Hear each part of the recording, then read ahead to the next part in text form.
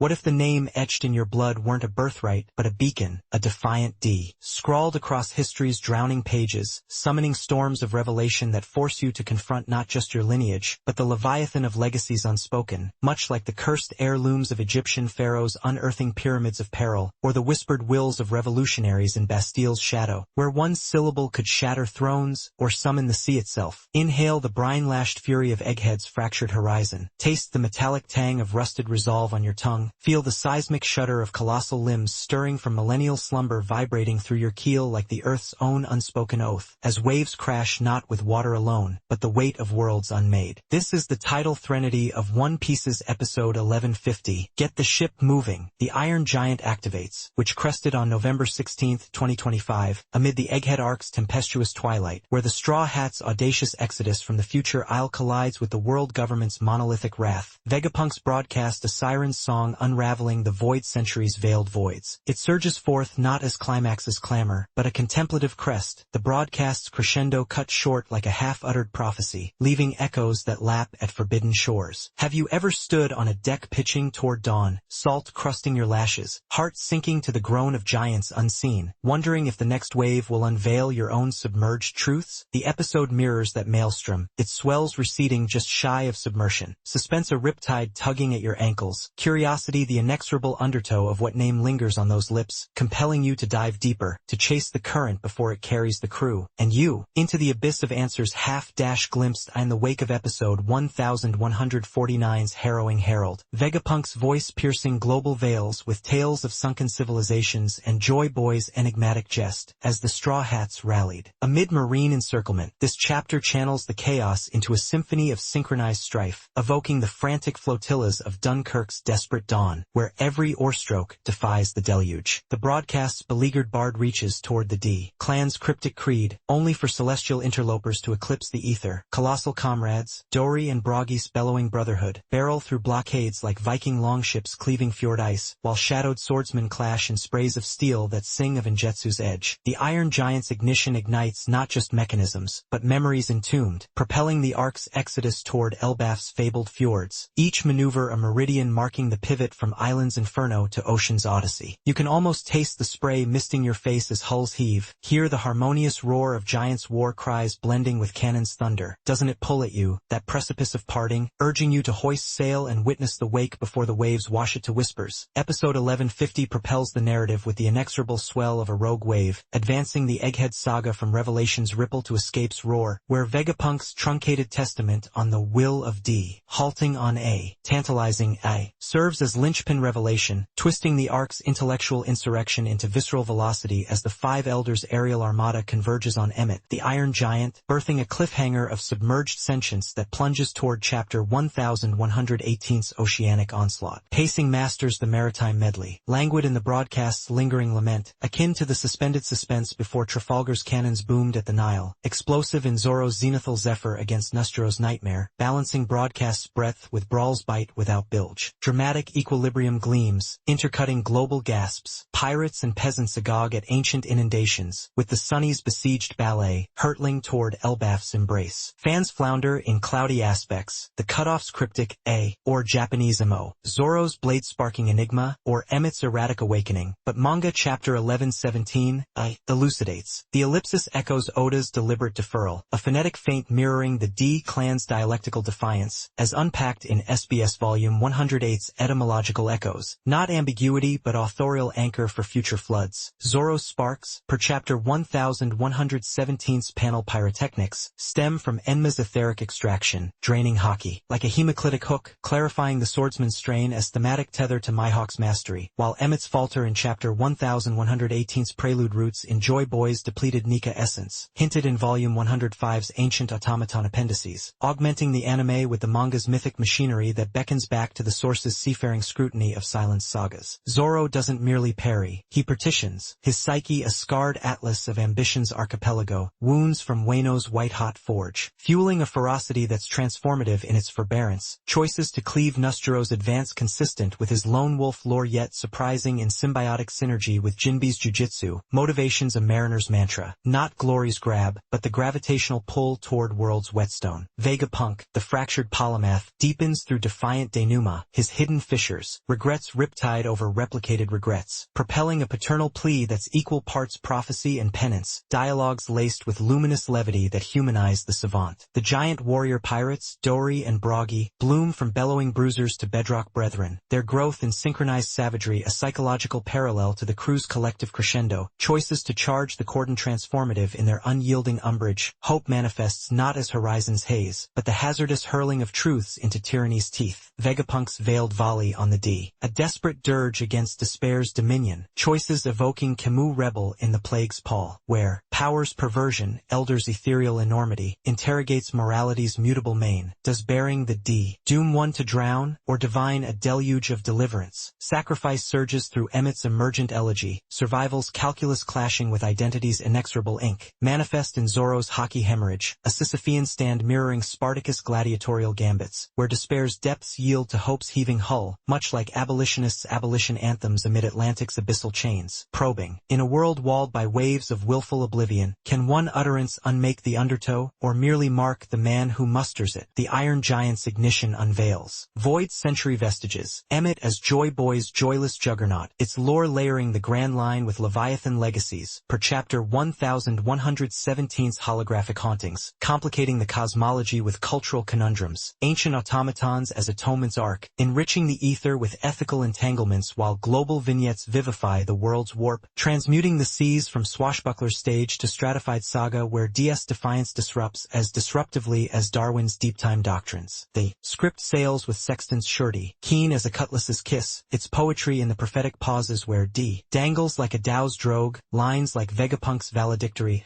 carrying the apocalyptic aphorism of Orwell's Oceania omens, foreshadowing floods foretold while reverberating in the credits calm like a conk's call from choral crypts. Impactful, impervious to shonen's shoals of sentiment, even Zorro's grunted guard bites with Bushido brevity, evoking the elliptical exhortations of Seven Samurai's stoic salutes, each utterance an undertow into the unknown. I lingered on Emmett's emergent emanations, their echo a eddy in my ears. Tell me, mariner, when last did a titan's truncated testament tangle with the tidal truths in your own uncharted charts, coiling you to revisit, to read the ripples before they recede to reverie? Art direction charts with ceruleance cartography, azure abysses bruised by broadcast's bioluminescent blaze, lighting lacerating the sunny's sails in liminal luminescence that opposes Emmett's eclipsed enormity, shadows submerging forms. In stasis that surges to skirmish's spasm, fluidity in Zorro's zephyr a zephyrus zenith of zest, beauty buoys as bittersweet, symbolism sculpting sorrow's sacrament where waves whitecap whispers the world's watery wounds, sweeping scuttles over Egghead's eviscerated expanse heighten the horizon's hallucinatory haze, compositions cramming clashes in chiaroscuro clutches akin to master and commander's cannonade canvases, editing's ebb a euphoric escalation, lingering low angles lulling into, lightning lashes that lash back with your own lactic burn, tension tempered taut as tidal tension, your gaze grappled by the gale that it drowned me, this dispatch, a deluging depth of defiance and disclosure, revelations riptide roiling with the relentless reckonings I've ridden in my own rudderless reaches, wonder whipped in the wave-worn wisdom like Will-o'-the-Wisp after Rex Whale, moments maul indelibly, that confluence of chronicle and cataclysm, a rupture where rhetoric rends the realm, realigning revelations into requiem's redemptive, raw as the reckoning in a reef when rudders yield not wreckage, but the why of the wander. It invokes immutable interrogations.